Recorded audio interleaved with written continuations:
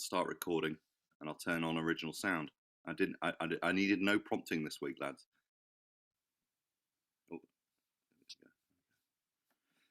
So a quick tip for you on if you get when you're playing,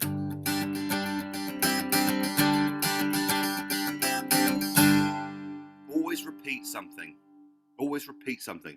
I'd even say if you make a mistake, try and repeat it. You can improve the mistake so that it sounds less like a mistake, but try and repeat something, and you'll suddenly the groove and the riff will be enhanced by it.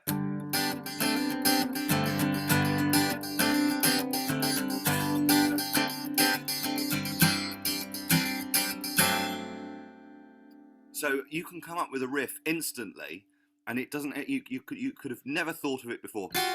No, obviously that doesn't work. So try something else.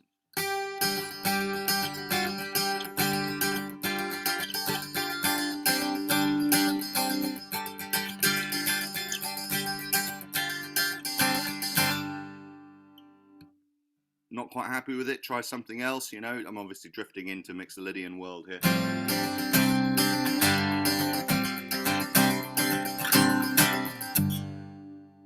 And if you kind of go on the idea that you're trying to create a pattern or a memorable riff, then memorable, all memorable is just repeating it, really, and just sort of displaying that you've got it down as a memory thing. I mean, you know, it's something you can try on the on the piano Adam quite quickly. Is just, you know, just if I'm, you can play a couple of notes. All you need to play is something like, or even,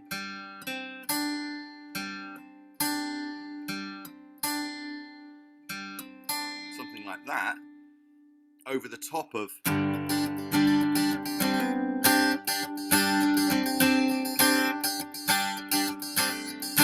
And it would work, and suddenly you've got something that's vaguely, so it is quite inoffensive as well when you're sort of backing on a tune.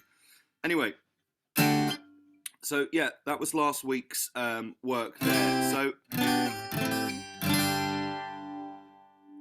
think we're all on the same page now. I think Keith clearly demonstrating that he's got the master Dire Straits guitar going on there, the Brothers in Arms machine there, or Sultans of Swing guitar, and but clearly caught up on that frontier, Keith, which is grand. So let's just blast on ahead and go over what we did last term, which is the in-between world of Mixolydian and Dorian. Now, I'm advancing on last term's terminology, guys. Last term it was the four horsemen. I think even myself and Jan even came up with the four chefs at some point in some, you know, trying to delving deep into after a session on green tea. Our heads were swimming with ideas, and we went into the world of the four chefs. But I'm now taking you into the proper realm of music, musicology, if that's the word, terminology and musicology, which is Mixolydian and Dorian.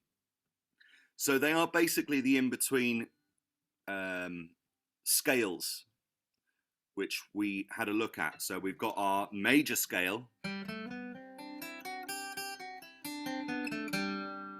we've got our minor scale.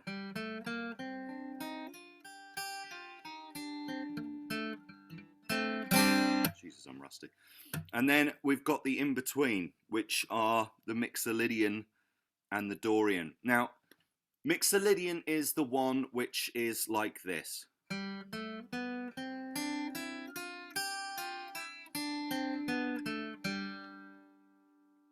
Now, if you remember back, we were trying to figure out what's the difference between that and the Dorian, which is this one.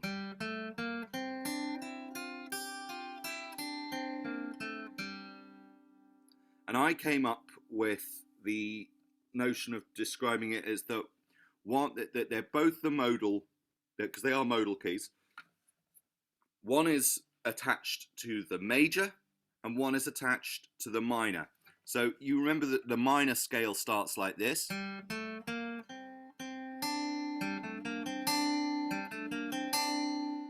the major scale sounds like this. Starts like that at any rate. So it's the part afterwards, it's the number 7 that's always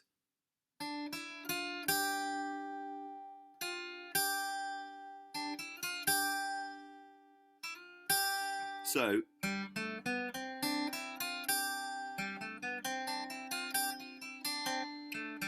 And it's the same if we do it when they're starting with the minor.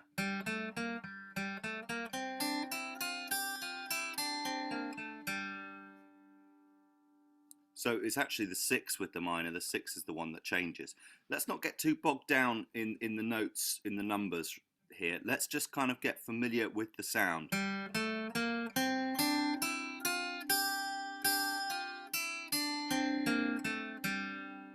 Now remember, that's Dorian.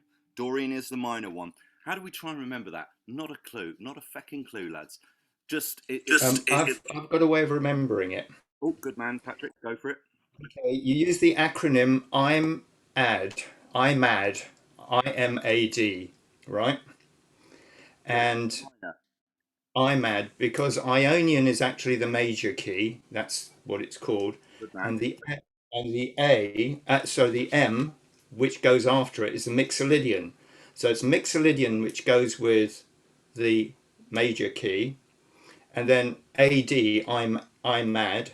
A is Aeolian mode, which is the minor mode, and Dorian, the D, is the one which goes with the minor mode. So IMAD is major, Mixolydian, minor, Dorian.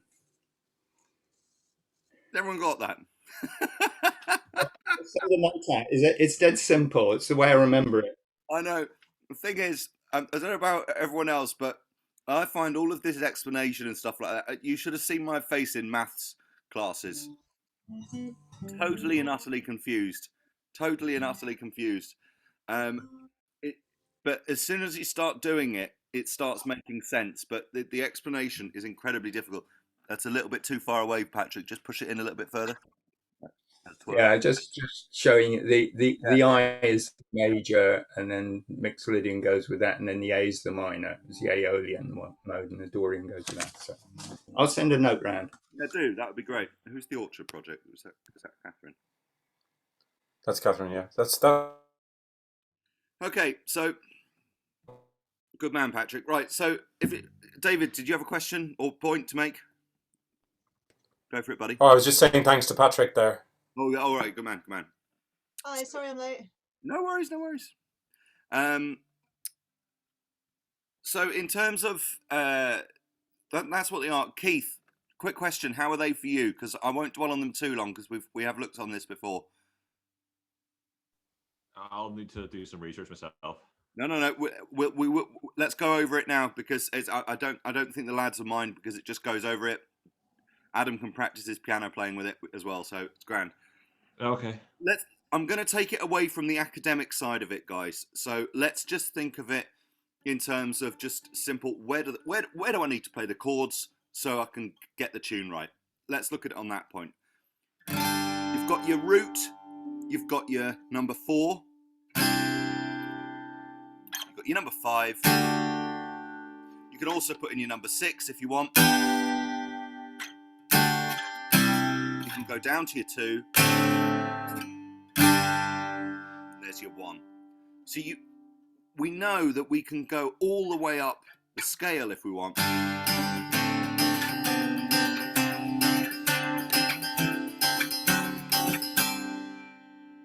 get up to that high 1. And we know that we can use all of those chords in different places to try and get the capo in shot so that you can see clearly. So, and like I said before, putting in a riff or note.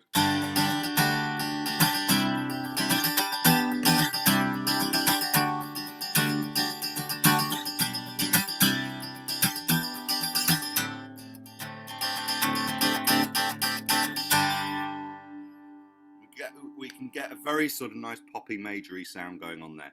And we also know that with doing it in minor worlds, let's just cover this just in case I haven't touched on it enough there for that really great chord there. It's the relation to that relative minor, just dropping it down there. But we know that we can go up and down the scale. Oh, wrong one.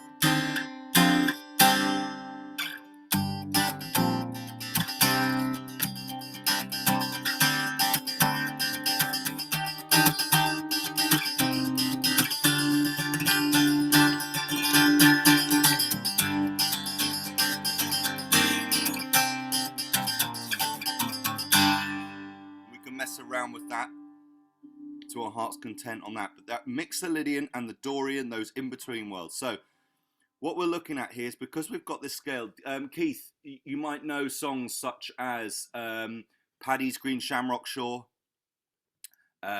She Moved Through the Fair, Scarborough Fair, anything that's kind of got a bit of a sort of, it's a classic.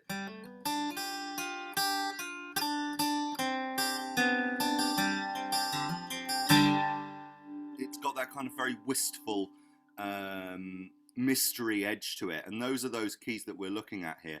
So it's all about this chord. This is the chord you need to learn. It's 2 3 0 0 3 0, and it's kind of an essential chord for when you're playing Mixolydian or Dorian.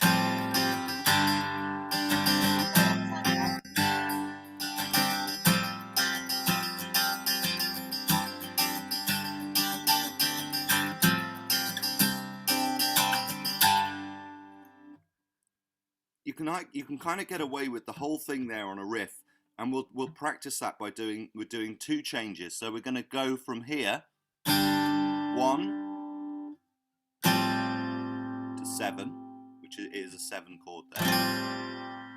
It's the same if we're going right up to here, to be honest with you. Where am I on my?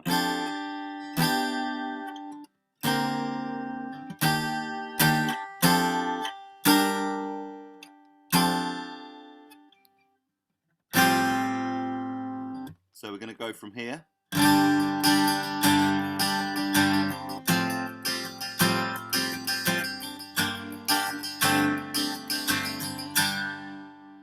that bit at the end, that tag at the end, all I'm going to is here. So if you think about it, it's on your 3rd string, and it's on the 3rd fret. And just resolving on the root. And that's the thing that will suggest that we are playing in Dorian here, which is the minor modal frontier. So it's minor modal if we go back to my old terminology.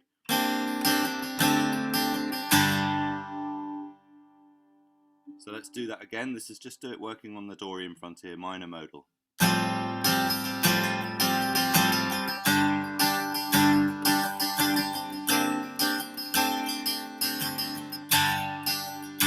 Again.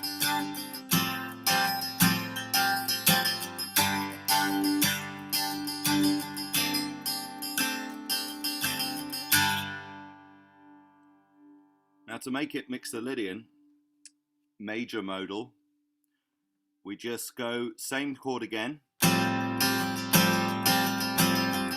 root,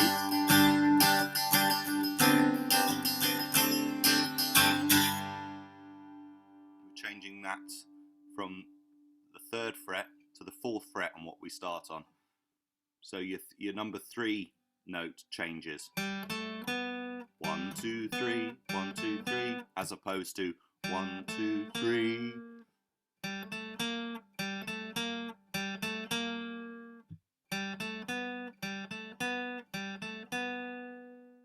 So that 3, that crucial. These are both 3s. It just depends on which way you go. Which way am I going to go? I'm going to go minor. Which way I'm going to go? I'm going to go major. It's like going down a path and reaching a fork in the path, and you kind of get to choose. You go down the dark lane, or do you go down the light lane? You know, depending on which mood you want to take your tune or what you're following. You know, depending on how you're going with it.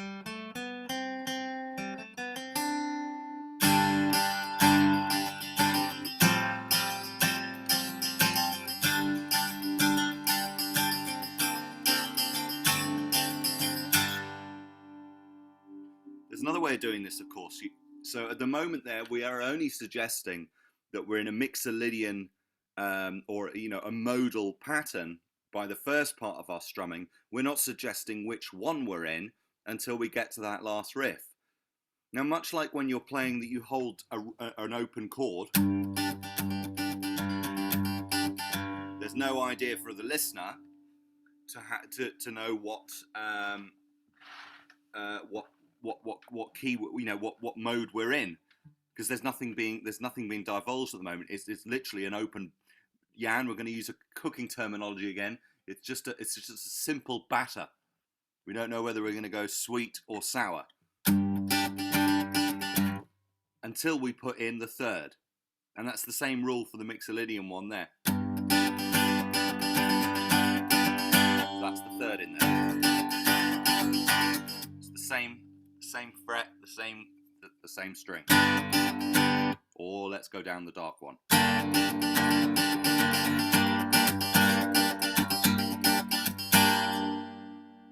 So if we do that now with the, we'll start with that chord, either let's start with the minor one first and insert that into the riff so that we're pretty much dictating straight away.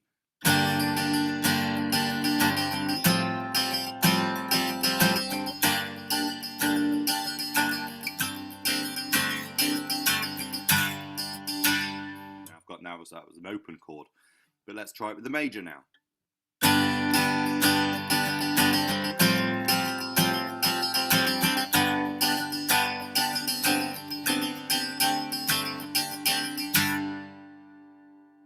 changing the riff and the pattern slightly, lads, but I think you get the point.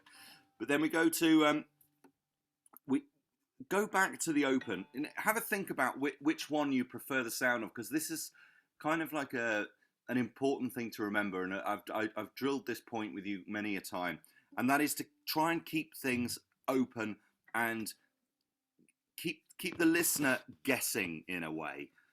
Also, let the melody player, the whistle player, uilleann pipe player, fiddle player, whatever, dictate the tune. So I don't personally like this. Unless I was doing a song, it's not something I like to start a riff for a set of tunes with.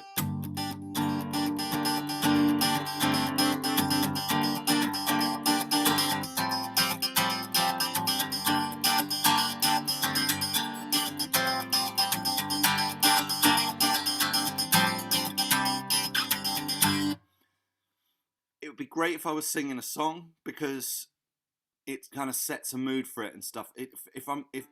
But for a tune, I'd rather the tune was the one that was going to be dictating that third in the melody that it'd be playing. So I'd rather have something like this. I'd rather my little finger up on that fifth string, on the fifth fret on the second string, just nailing down, if you will, that we're in G at the moment. So nailing down that string to make it a G.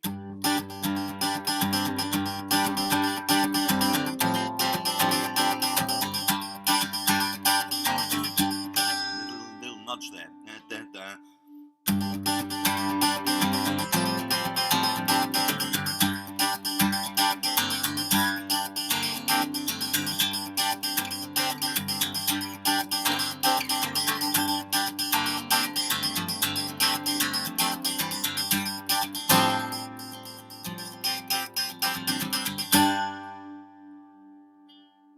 I feel then it's got some real power behind it.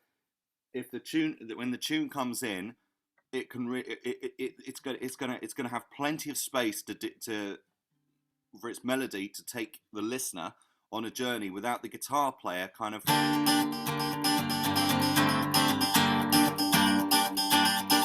swamping it with a minor chord there. That all-important chord there. Let's just take that. I'm going to do exactly the same sort of power and energy from my right hand. We'll look at the right hand in a second, because that's always something you can improve on. And let's just have a look at that again from a major perspective, but still in the modal realm. So going into the mixolydian realms of that, or major modal, if you will. Patrick, something to be discussed at a later date.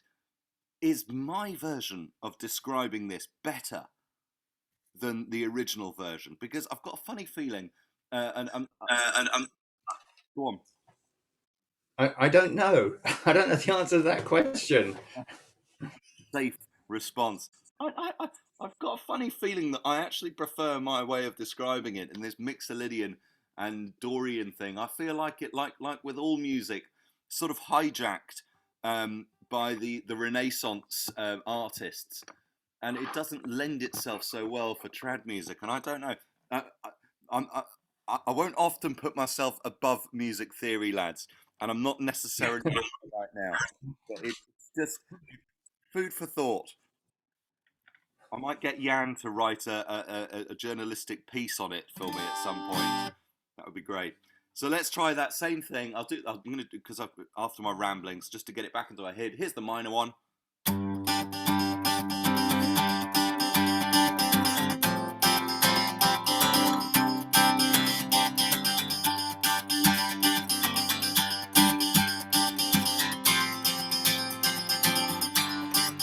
Take it to major.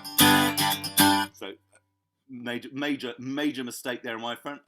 I smashed down on a major chord.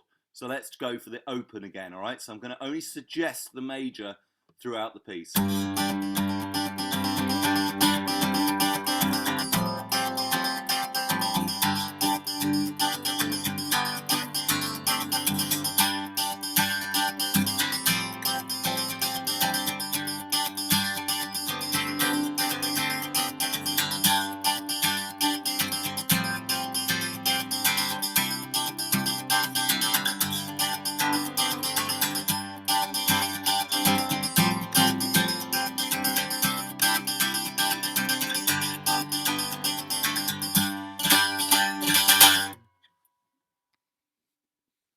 Sorry, just click that off there. So notice that I chose to go up to my number 4 chord here.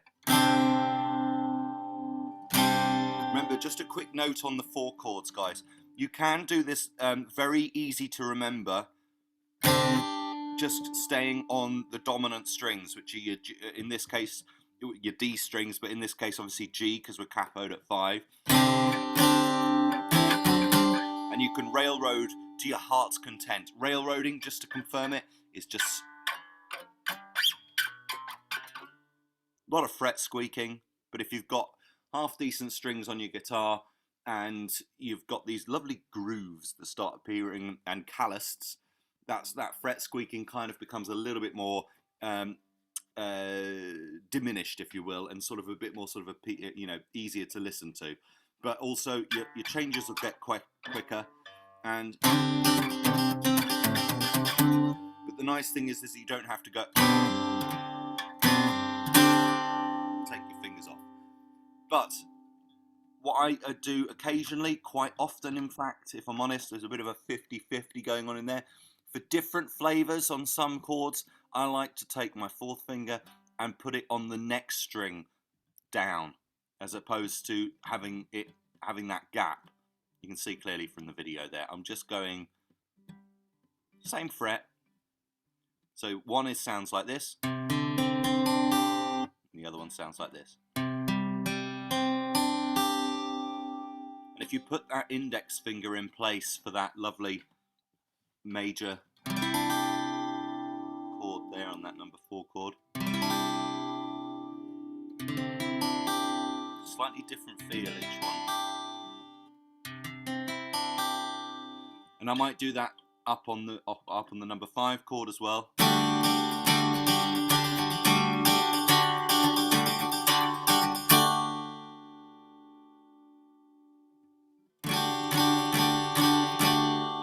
Okay, so you've got different options there for that. So yeah, what I did was I put making sure that I've got my riff here.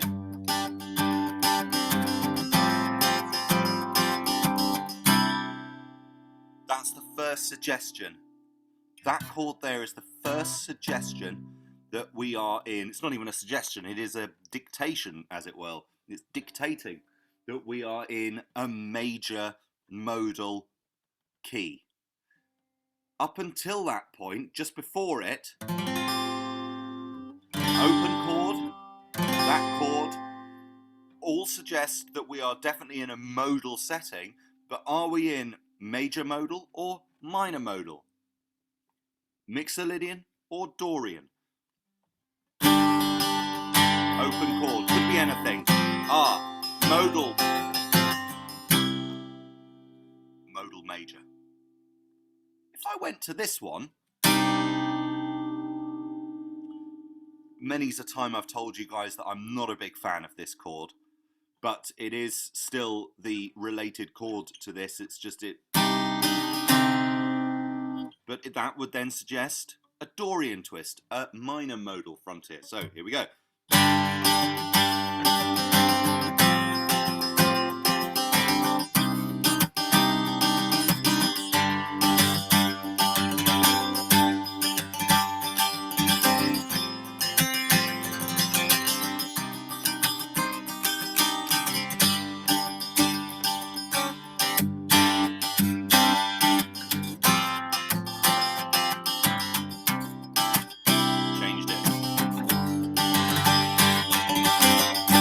But don't forget, you don't need to put.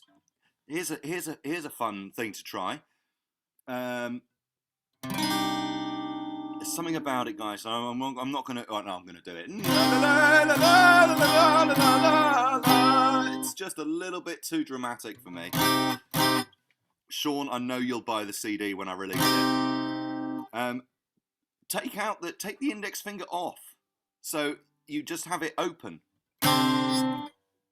It'll still have a nice edge to it, and it'll still sound quite minory.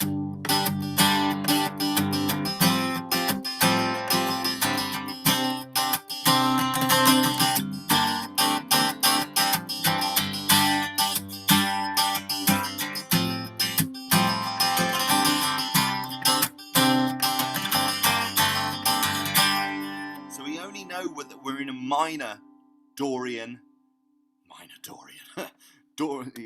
Dorian twist here, which is minor modal, when we get to this bit here at the end. That little suggestion at the end. So if we leave this chord open, and you can do it for the major as well.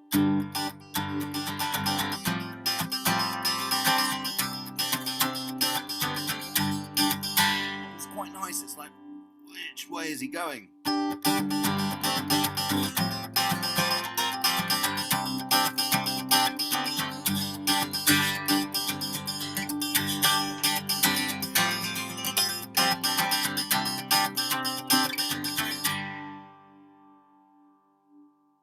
So it's about limiting how much you're spreading your info out as you're playing. It's kind of holding back cards, if you will, and occasionally just nudging them in there.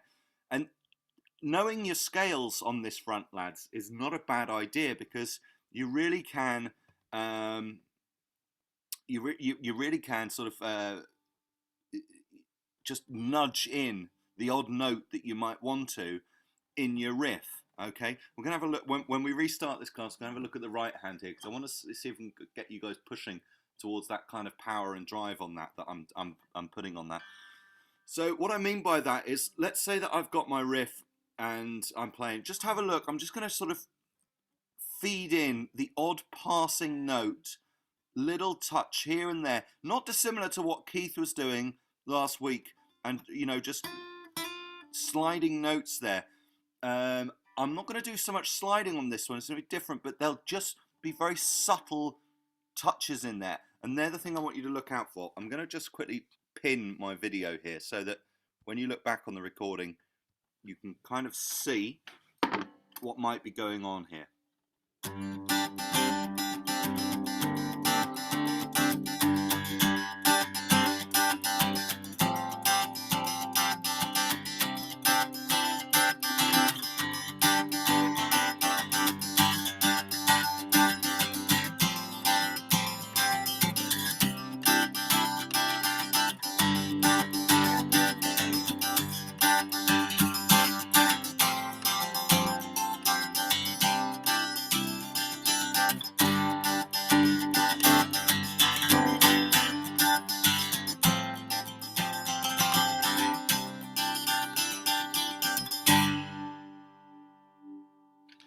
this one's the one that I think would be really easy for you guys to quickly learn. It's a nice one to do. It's actually putting in Keith's technique, which we looked at last week.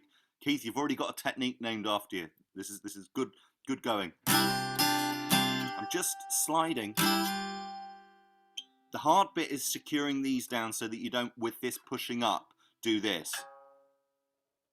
Because that really wouldn't sound good. Ooh.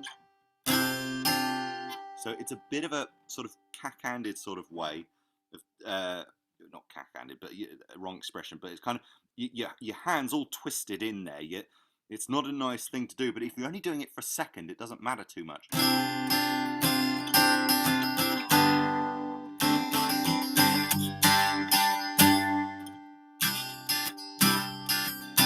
It's important not to, as I said, not to dislodge these two fingers from their housing there. I'm doing it, just so you know, with the two next to each other, but both techniques work.